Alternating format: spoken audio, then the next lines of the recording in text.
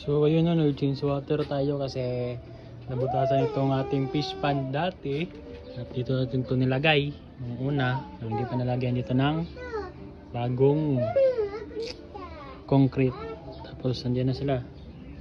Yung mga first batch yan ng ating railings. Yan sila kalaki. Yung pinakamalaki dyan, yung mga 3 inches na din.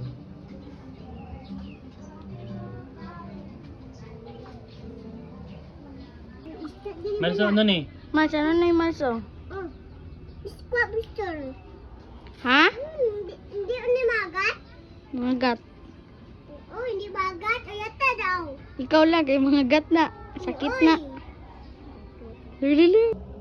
Babay na si damo-damo. Daga na mo. Grabe daw, mga subay lang. Damo-damo sila.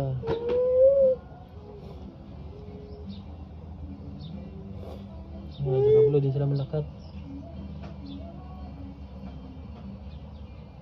Aray ko. Pagka...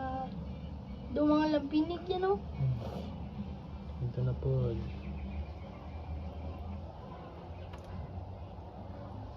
Babay crayfish. Wala mais.